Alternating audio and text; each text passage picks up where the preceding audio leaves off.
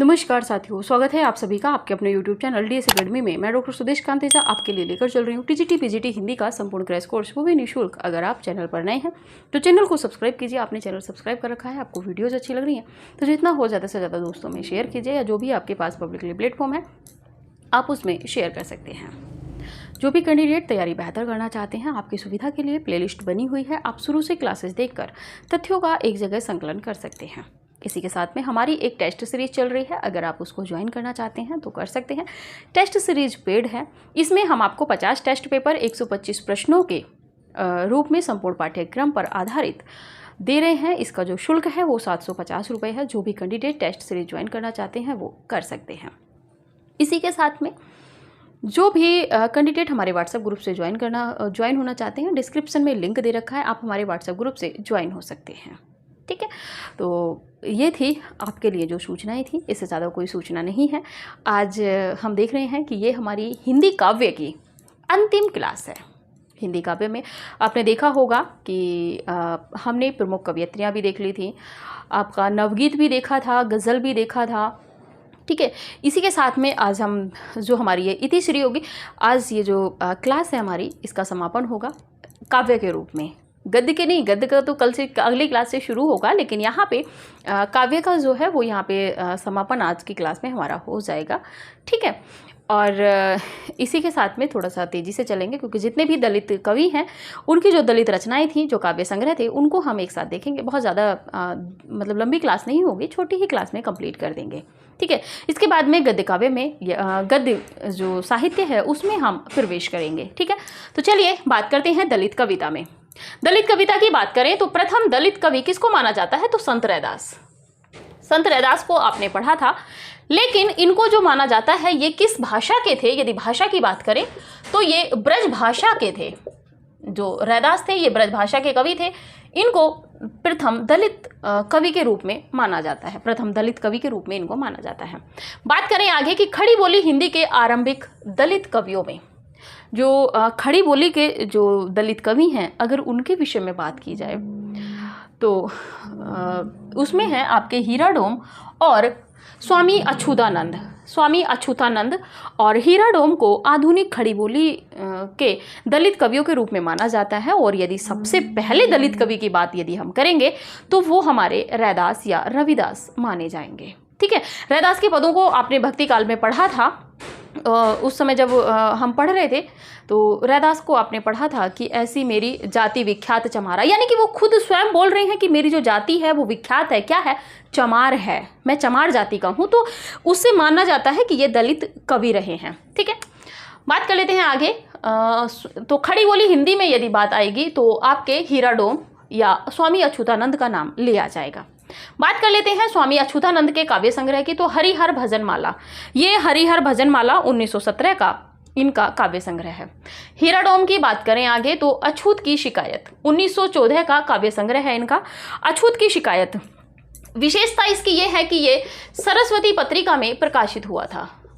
सरस्वती पत्रिका इस समय संपादन कौन कर रहे थे, आप कमेंट करके बताइएगा, कमेंट कीजिएगा कि जिस समय हीराडोम जी की जो कविता निकली थी अछूत की शिकायत 1914 ईस्वी में सरस्वती पत्रिका में प्रकाशित हुई थी, इस समय सरस्वती पत्रिका के संपादक कौन थे। आपको सरस्वती पत्रिका इतनी विस्तृत पढ़ाई है कि हमें नहीं लगता किसी ने पढ़ाई होगी। ठीक है, आगे बात करते हैं बिहारी लाल हरित की। इनका जो काव्य संग्रह है अछूतों का पैगंबर और भीमायण चमार हूँ मैं 1975 का महत्वपूर्ण है। अछूतों का पैगंबर, ये भी तीनों महत्वपूर्ण है। अछूत की शिकायत तो बहुत महत्वपूर्ण है। गोपाल प्रसाद की बात करें तो शूर्पणखा 1946। ठीक है, डॉक्टर धर्मवीर भारती अंधा युग वाले दूसरे हैं। डॉक्टर धर्मवीर ये दलित आलोचक के रूप में आपने कई बार देखा होगा। कबीर बाज भी कपोत भी, ठीक है, कबीर खसम सुखी क्यों होए। ठीक है, तो इस तरह की रचना इन्होंने लिखी है। डॉक्टर धर्मवीर ने दलित आलोचक हैं। मेरी पत्नी और भेड़िए नाम से इन्होंने आत्मकथा लिखी है। तो हीरामन 1989 का इनका काव्य है। डॉक्टर धर्मवीर का महत्वपूर्ण है, एक अच्छे चर्चित आलोचक में है। ओम प्रकाश वाल्मीकि जी की बात कर ले तो सदियों का संताप महत्वपूर्ण है। ओम प्रकाश वाल्मीकि जी का कोई भी काव्य आपको छोड़ना नहीं है। सदियों का संताप, बस बहुत हो चुका अब और नहीं 2014। सदियों का संताप यानी कि सदियों का संताप हम झेल रहे थे, बस बहुत हो चुका इसको झेलते हुए दलित आलोचक, दलित कवि हैं इसलिए कह रहे हैं अब और नहीं सहेंगे क्या। सदियों से जो संताप सह रहे थे हम दलित रूप में, वो बस बहुत हो चुका, अब नहीं सहेंगे। 2004 की इनका ये काव्य संग्रह है। बात कर लेते हैं मनसाराम विद्रोही का।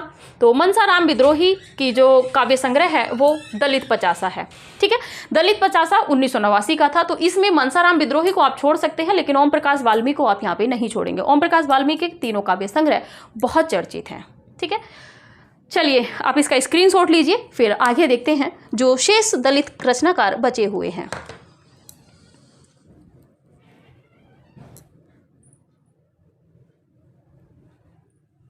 चलिए, दलित कविता बहुत ज़्यादा नहीं है, लेकिन दलित आलोचना, दलित आत्मकथा, यहाँ से प्रश्न ज़्यादा बनते हैं। लेकिन आयोग का कहा नहीं जा सकता कि कब पत्रिक कविताओं से भी प्रश्न बना ले। दलित पत्रिकाएं कौन सी थी, जब पत्रकारिता पढ़ेंगे तब पढ़ेंगे। लेकिन ये बताइएगा कमेंट करके कि 1914 में दलित सरस्वती पत्रिका के संपादक कौन थे। ठीक है, चलिए बात करते हैं अगली, मलखान सिंह। आप स्वयं से काउंटिंग कर लीजिएगा। मलखान सिंह दलित आलोचक, दलित कवि हैं। सुनो ब्राह्मण पहला काव्य संग्रह है। सुनो ब्राह्मण, ब्राह्मणों को भी बहुत ज़्यादा कहते हैं सुनो ब्राह्मण, ब्राह्मणों नहीं ब्राह्मण। सुनो ब्राह्मण, इसका जो समय है 1995 है। दूसरे नंबर पे यदि बात करें तो ज्वालामुखी के मुहाने, ज्वालामुखी के मुहाने, ये है आपकी 2016 की, महत्वपूर्ण है। मलखान सिंह के बाद में बात करें तो जयप्रकाश करदम, जयप्रकाश करदम की यदि बात करें तो जयप्रकाश करदम की बात करें तो गूंगा नहीं था मैं, कह रहे हैं कि गूंगा नहीं था मैं। कौन कह रहे हैं, तो ये कह रहे हैं जयप्रकाश करदम। दूसरा है तिनका तिनका आग, तिनका तिनका करके इससे पहले भी एक रचना हमने पढ़ी थी, जरा बताइएगा किसकी थी। तो इनका है तिनका तिनका आग। और तीसरे नंबर पे है बस्तियों से बाहर। दलितों को बस्तियों से बाहर किया जाता है, तो बस्तियों से बाहर शीर्षक कहीं अलग से नहीं आता है, शीर्षक स्वयं जो रचना होती है वो खुद दे देती है।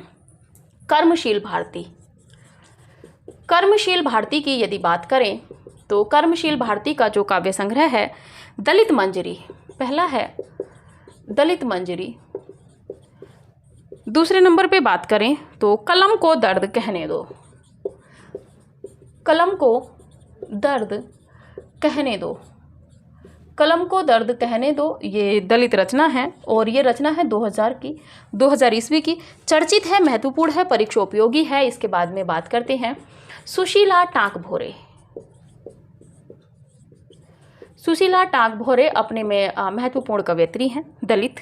स्वाति बूंद और खारे मोती,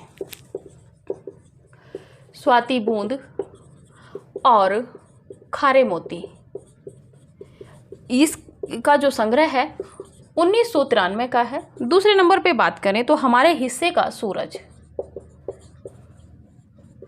हमारे हिस्से का सूरज, यह तुम भी जानो। तीसरे नंबर पे बात करें तो इनकी है यह तुम भी जानो। कौन कह रही हैं, सुशीला टाँक भोरे। फोर्थ नंबर पे यदि बात की करें तो तुमने उसे कब पहचाना, तुमने उसे कब पहचाना। देखिए व्हाट्सएप ग्रुप में हम जो भी नई रचनाएं आती हैं हम उनको भेजते रहते हैं, इसीलिए व्हाट्सएप ग्रुप से आपको ज्वाइन होने के लिए बोलते हैं। सोहनपाल सुमनाक्षर, सोहनपाल सुमनाक्षर। बात करें इनके काव्य संग्रह की तो सिंधु घाटी बोल उठी, सिंधु घाटी बोल उठी इनका काव्य संग्रह है। इसी के बाद में बात करें तो शिवराज सिंह बेचैन, शिवराज सिंह बेचैन इनका काव्य संग्रह की यदि बात करें तो नई फसल, नई फसल। दूसरे नंबर पे बात करें तो क्रोच हूँ मैं, चमार हूँ मैं, और यहाँ पे इनकी है क्रोच हूँ मैं। ठीक है, तीसरे नंबर पे है चमार की चाय, चमार की चाय। चाय वाले शौकीनों, शिवराज सिंह बच्चन जी के यहाँ जाओ भाई। बात कर लेते हैं कंवल भारती। कंवल भारती की यदि बात करें तो पहला है मुक्ति संग्राम अभी बाकी है, इनका एक ही है, इनका काव्य संग्रह है मुक्ति संग्राम अभी बाकी है। मुक्ति संग्राम अभी बाकी है। एन सिंह की बात करें तो इनका काव्य संग्रह है दर्द के दस्तावेज। दर्द के दस्तावेज। दूसरे नंबर पे बात करें तो सतह से उठते हुए। सतह से उठते हुए। इसी के बाद में बात करें तो कुसुम वियोगी।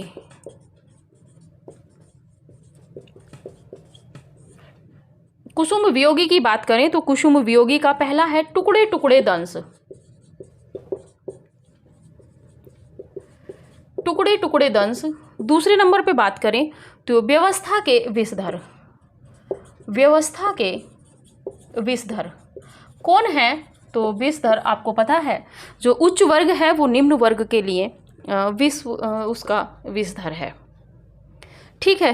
निर्मला पुतुल की बात करें तो निर्मला पुतुल एक आदिवासी महिला एक आदिवासी कवयित्री है। ठीक है। निर्मला पुतुल। नगाड़े की तरह बजते हैं शब्द। पहला है नगाड़े की तरह बजते हैं शब्द। दूसरे नंबर पे है इनका अपने घर की तलाश। अपने घर की तलाश, और ये है 2004 का, महत्वपूर्ण है, परीक्षा उपयोगी निर्मला पुतुल जी का।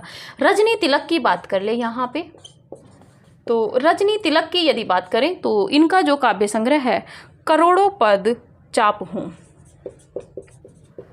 करोड़ों पद चाप हूं। ठीक है। आप स्क्रीनशॉट लीजिए। इसके बाद में आगे बढ़ते हैं। 2-3 रचनाकार और बचे हैं, उनको भी यहीं पे फिनिश कर देते हैं, देख लेते हैं। चलिए बात करते हैं मलखान सिंह। ये दलित कवियों में चर्चित है मलखान सिंह। सुनो ब्राह्मण महत्वपूर्ण है, 1995 का। ज्वालामुखी के मुहाने पर इसलिए महत्वपूर्ण है क्योंकि नवीन रचना है 2016 की। ठीक है। जयप्रकाश कदम की बात करें तो गूंगा नहीं था मैं, महत्वपूर्ण है। तिनका तिनका आग और बस्तियों से बाहर भी महत्वपूर्ण है। कर्मशील भारती की बात करें तो दलित मंजरी पढ़े रहिएगा। कलम को दर्द कहने दो 2000 की, महत्वपूर्ण है। सुशीला टांग भोरे की सारी रचनाएं हैं। स्वाति बूंद और खारे मोती 1993 का। हमारे हिस्से का सूरज, यह तुम भी जानो, तुमने उसे कब पहचाना, ये महत्वपूर्ण है। किनका? सुशीला टांग भोरे का। सोहन पाल सुमनाक्षर की बात करें तो सिंधु घाटी बोल उठी, पढ़े रहिएगा। शिवराज सिंह बैचैन की बात करें तो नई फसल, क्रोच हूं मैं, चमार की चाय, तीनों महत्वपूर्ण है। कंवल भारती की यदि बात करें तो मुक्ति संग्राम अभी बाकी है, आप महत्वपूर्ण है कंवल भारती का। एन सिंह की बात करें तो दर्द के दस्तावेज महत्वपूर्ण है। सतह से उठते हुए पढ़े रहिएगा। ठीक है, क्योंकि सतह से उठता हुआ आदमी भी रचना है। बताइएगा किस विधा की रचना है और किसकी रचना है, कमेंट कीजिएगा। कुसुम वियोगी की बात करें तो टुकड़े टुकड़े दंश महत्वपूर्ण है। व्यवस्था के विषधर महत्वपूर्ण है। निर्मला पुतुल, नगाड़े की तरह बजते हुए शब्द, नगाड़े की तरह बजते हैं शब्द, और अपने घर की तलाश 2004 महत्वपूर्ण है। ये एनसीईआरटी में लगी हुई है इसलिए महत्वपूर्ण है, टीजीटी में प्रश्न बन सकता है। रजनी तिलक की बात करें तो करोड़ों पद चाप हूँ, करोड़ों पद चाप हूँ रजनी तिलक की रचना है। ठीक है, तो ये है। आप इस पर फिर पुनः जिसने स्क्रीनशॉट नहीं लिया है ले लीजिए। बाकी जो 2-3 रचनाकार बचे हैं अभी देख के फिनिश करते हैं।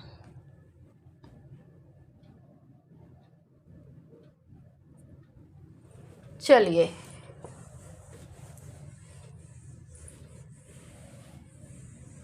इसी के साथ में आज हमारा जो आधुनिक काव्य की हम बात कर रहे थे, जिसमें हम आधुनिक काव्य में चल रहे थे, वो हमारा कंप्लीट हुआ। ठीक है, चलिए कुछ बच्चों के मन में दुविधा हो रही होगी कि मैम ने गद्य काव्य नहीं कराया है। गद्य काव्य को हम जब आप देखेंगे अन्य विधाएं पढ़ेंगे, अन्य गद्य विधाएं जो छोटी विधाएं हैं और रेखा चित्र संस्मरण, उसमें हम पढ़ेंगे। ठीक है, दयानंद बटोही की बात कर लेते हैं। दयानंद बटोही, पहला जो काव्य इनका संग्रह है यातना की आंखें। यातना की आंखें। इसके बाद में बात करें लक्ष्मी नारायण। लक्ष्मी नारायण सुधाकर। लक्ष्मी नारायण सुधाकर की बात करें तो इनका काव्य संग्रह है उत्पीड़न की यात्रा। उत्पीड़न की यात्रा इनका काव्य संग्रह है। दलित। श्याम सिंह शशि। श्याम सिंह शशि की यदि बात करें तो अग्निसार और दूसरे नंबर पे है इनका एकलव्य और अन्य कविताएं। एकलव्य और अन्य कविताएं इनका काव्य संकलन है। श्याम सिंह शशि के बाद में बात करें तो सूरजपाल चौहान। सूरजपाल चौहान की यदि बात करें तो इनका काव्य संग्रह है प्रयास करना चाहिए। दूसरा है क्यों विश्वास करूं। सही बात है भाई, क्यों विश्वास करें हम आप पे, आप भी हम पे क्यों करें, क्यों विश्वास करूं। इनका काव्य संग्रह है 2004 का, लेकिन आपको मुझ पे विश्वास करना पड़ेगा। ठीक है, आगे बात कर लेते हैं। सुदेश तन्वर। यहाँ पे सुदेश तेजा नहीं है, यहाँ पे सुदेश तन्वर है। रात के इस शहर में सुदेश तन्वर का काव्य संग्रह है। दलित। दूसरा है नियति नहीं यह मेरी। नियति नहीं यह मेरी। इसी के साथ में बात करें तो मनोज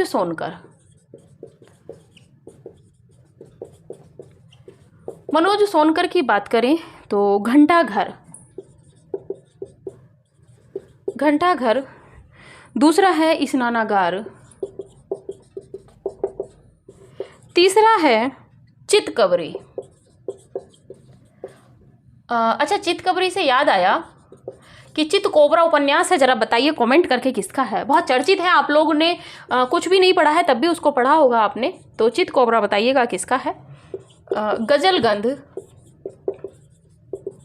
और पांचवें और अंतिम है चित्राधार। और चित्राधार बताइएगा कि और किसकी रचना पढ़ी थी आपने। ये हुआ आपका काव्य का समापन। यहाँ पर स्क्रीनशॉट ले लीजिए, क्योंकि इसके बाद फिर हम आपको स्क्रीनशॉट का समय नहीं देंगे। ठीक है, चलिए बात करते हैं। मुझे लग रहा है कि आपके चेहरों पे भी मेरी तरह मुस्कान होगी। क्यों? क्योंकि हिंदी साहित्य के इतिहास से शुरू करके आज हम काव्य का अंतिम कर चुके हैं। चलिए बात करते हैं दयानंद बटोही की यातना की आंखें पढ़े रहिएगा। लक्ष्मी नारायण सुधाकर की उत्पीड़न की यात्रा भी पढ़े रहिएगा। श्याम सिंह शशि अग्निसार थोड़ा महत्वपूर्ण है। एकलव्य और अन्य कविताएं ये और भी महत्वपूर्ण है। सूरजपाल सिंह चौहान जी का प्रयास क्यों विश्वास करूं 2004 का महत्वपूर्ण है। सुदेश तन्वर की यदि बात करें तो तो रात के इस शहर में नियति नहीं यह मेरी, आप पढ़े रहिएगा। मनोज सोनकर घंटाघर, स्नानागार, चितकबरी याद रखिएगा, क्योंकि चितकोबरा जो उपन्यास है उसकी वजह से प्रश्न बन सकता है। गजलगंध और चित्राधार इसलिए बन जाएगा क्योंकि एक रचना और हम चित्राधार पढ़ चुके हैं। कमेंट कीजिएगा काव्य में ही पढ़ी है, किसकी है, ठीक है, किस विधा की है। चलिए, हाँ, विधा तो मैंने बताई दी काव्य की। बात कर लेते हैं जो कैंडिडेट टेस्ट सीरीज लेना चाहते हैं।